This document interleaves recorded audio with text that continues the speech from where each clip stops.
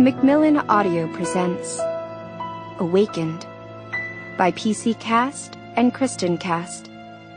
Read for you by Davies.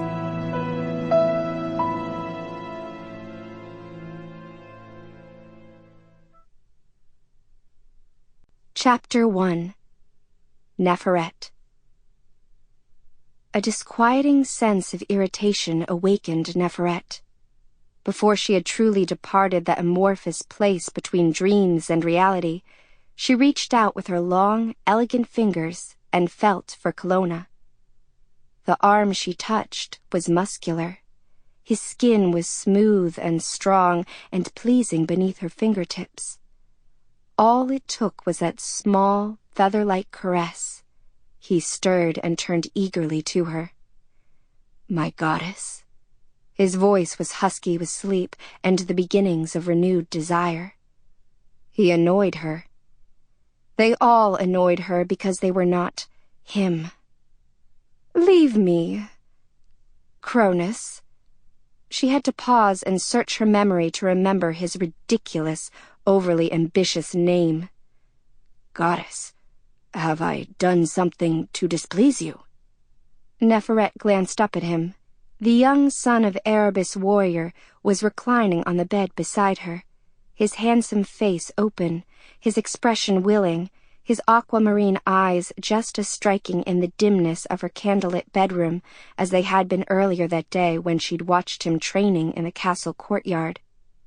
He'd stirred her desires then, and with one inviting look from her, he'd willingly come to her, and futilely, though enthusiastically, attempted to prove that he was God in more than namesake alone. The problem was that Neferet had been bedded by an immortal. Thus she knew all too intimately just how much of an impostor this Cronus truly was. "Breathe," Neferet said, meeting his blue eyes with a bored glance. "Breathe, goddess."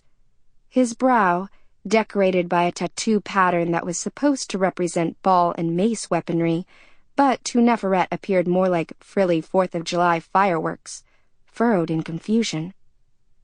"You asked what you'd done to displease me, and I told you, you're breathing, and in much too close a proximity to me. That displeases me.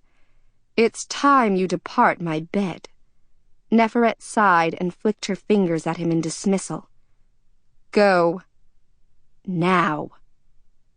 She almost laughed aloud at his undisguised look of hurt and shock. Had the youth really believed he could replace her divine consort? The impertinence of the thought fueled her anger. In the corners of Neferet's bedchamber, shadows within shadows quivered in anticipation. Though she didn't acknowledge them, she felt their stirrings. It pleased her.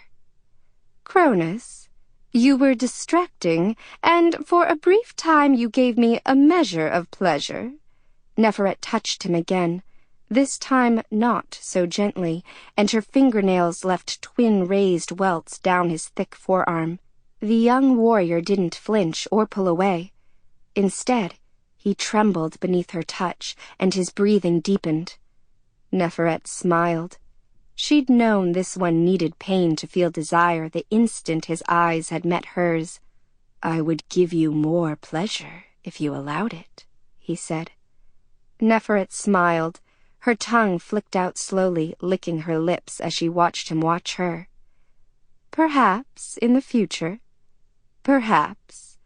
For now, what I require of you is to leave me, and, of course, to continue to worship me." "Would that I could show you how much I long to worship you again." The last word was spoken as a verbal caress, and, mistakenly, Cronus reached for her. As if it was his right to touch her. As if her wishes were subservient to his needs and desires. One small echo from Neferet's distant past, a time she thought she'd buried with her humanity, seeped from the entombed memories. She felt her father. Sample complete. Ready to continue?